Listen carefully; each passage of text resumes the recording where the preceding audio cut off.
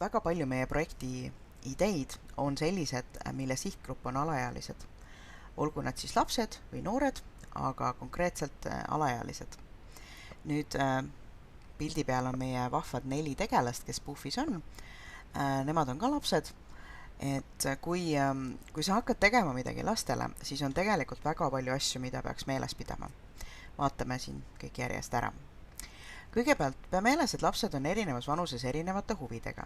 See tähendab seda, et kui sa teed midagi 10-aastasele versus midagi 6-aastasele, siis need on asjad natuke või need asjad peaksid olema erinevad. Laste oskused on ka hästi erinevad. Näiteks nooremad lapsed ei oska lugeda. Ja kui sa teed mingisuguse vahva õpimängu näiteks 7-aastastele, siis see ei tohiks olla tekstipõhine.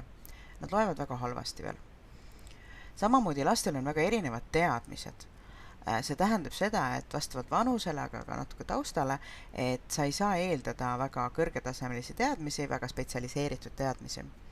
Ja need teadmised ei tohiks olla ka kuidagi ajast ja arust, et ma olen ka näinud ühte mängu, mis oli õpimäng lastele mõeldud ja see oli küll tõlkeversioon, aga siis see oli selline mäng, kus viide oli kuulsatele koomikutele, keda ükski laps ei tea, sellepärast, et need koomikud olid kuulsad ilma naljata ligi 100 aastat tagasi.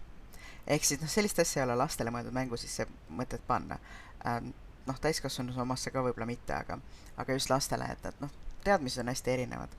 Samamoodi ei saa mängu sisse panna midagi sellist, mis on sükene täiesti puhtalt nagu elukogemuse teadmine või siis on niisugune väga niši fakt, et kui sa just ei õpeta geograafiat, siis ära pane viiteid näiteks mingisugustele kaugetele maadele, linnadele, ja samal ajal müüd oma mängu näiteks, või müüd oma, mitte ainult mängu, aga siis ükskõik mis toodet müüd näiteks 7-aastastele ja siis eeldad, et ta näiteks teab, kus on Mongoolia.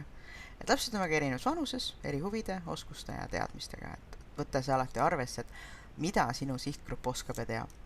Aga tasub alati meeles pidada, et lapsed on tegelikult targemad, kui paljud täiskasvanud arvavad. Nad teavad rohkem.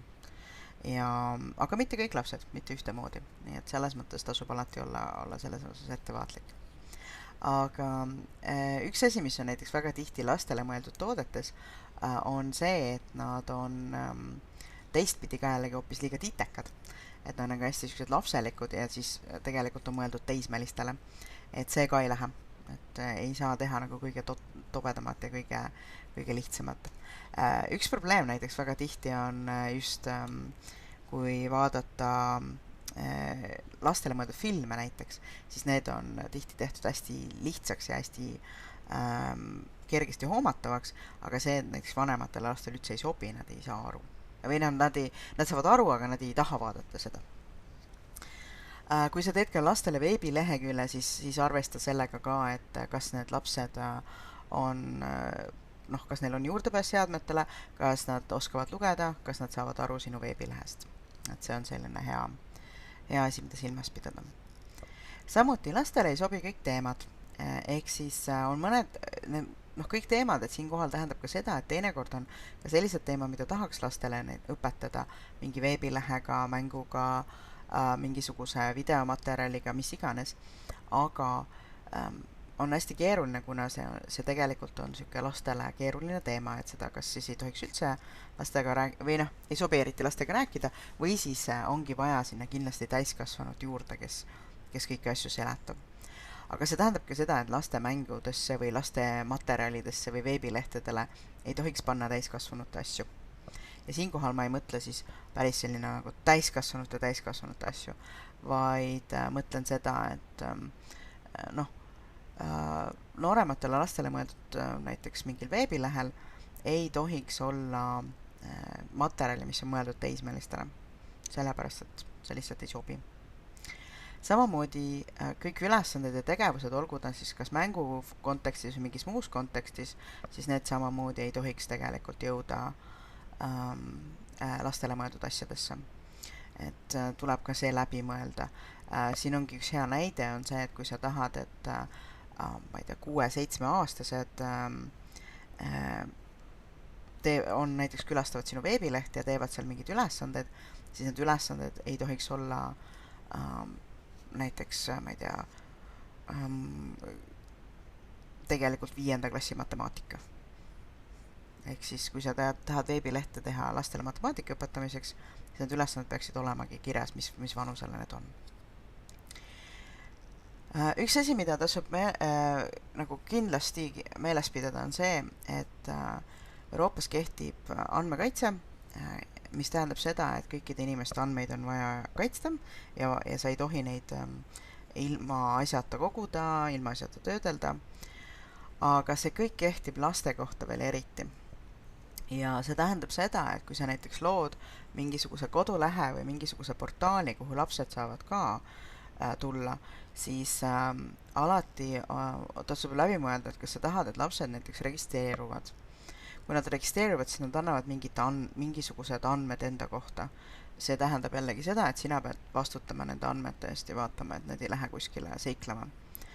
See on väga kallis ja väga-väga tähtis ülesanne, et sa jälgid, et mis nendest saab.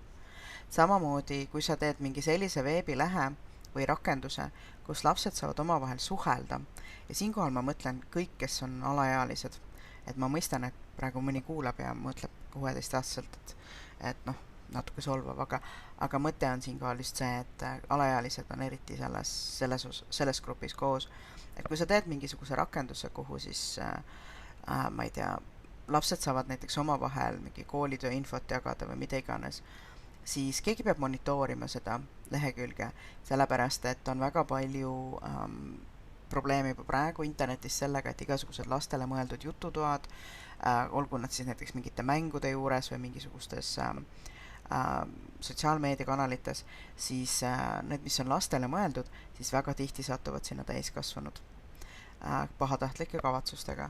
Samamoodi lapsed ise teevad ka igasuguseid lollusi, et kuna see potentsiaalne ohver on ka on just laps, et siis tegelikult sina pead vaatama, et selliseid asju ei juhtu. Et näiteks igasugused sellised asjad, kus lapsed saavad võõrastele sõnumeid saata, näiteks teistele võõrastele või siis keegi saab lapsele sõnumi saata, siis keegi peab seda jälgima, et mis need sõnumid täpselt on ja kuidas see kõik käib, sellepärast et ei tekiks sellist olukorda, kus on lapsele saadud näiteks ebasobivaid sõnumeid. Ja samamoodi ka igasuguse kvaliteedikontroll on siin ka hästi oluline, et kui te mõtlete näiteks tuntud lastele mõeldud veebilehtedele, näiteks nagu lasteabi.ee, siis teisel pool ei ole, kui sa kirjutad lasteabi chatis või sa helistad, siis seal ei ole suvaline inimene, et sinna on palgatud spetsialist.